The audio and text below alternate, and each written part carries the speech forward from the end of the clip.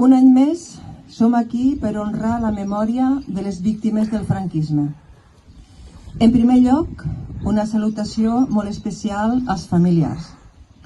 També saludem els que heu vingut en nom propi o com a representants de partits polítics i associacions.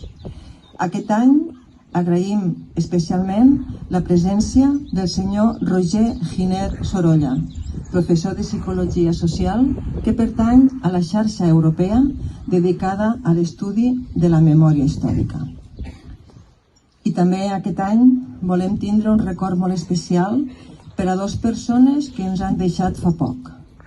Recordem Jordi Romeu, militant socialista, que va ser alcalde de Vinaròs, i l'activista i lluitador antifeixista Carlos Martín. Tots dos han estat presents cada any en aquest homenatge i per això avui els recordem. El 15 d'abril de 1938, ara fa 84 anys, un divendres sant, com avui, les tropes feixistes entraven a la nostra ciutat.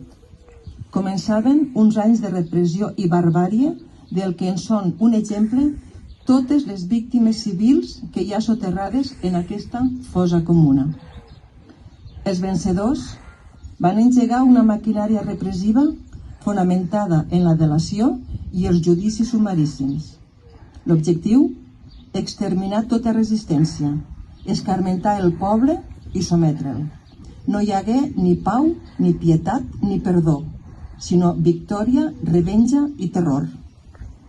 Aquí mateix hi ha enterrades 63 persones, totes elles seleccionades i assassinades sota la farsa de consells de guerra. 53 van ser afusellades a la tàpia d'aquest cementeri. 6 en van morir a la presó. A una se li aplicà la llei de fugues.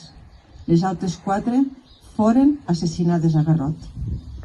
Totes aquestes morts van ser perpetrades entre el 16 de maig de 1938 i el 6 de setembre de 1941.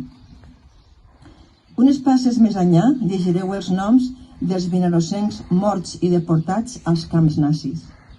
Totes aquestes víctimes són indestriables i totes mereixen el nostre homenatge. Són els crims del feixisme i per això un any més honrem la seva memòria durant tants d'anys proscrita i criminalitzada.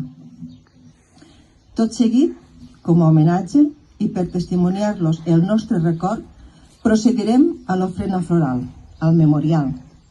I en acabar, intervindrà el familiar d'una de les víctimes.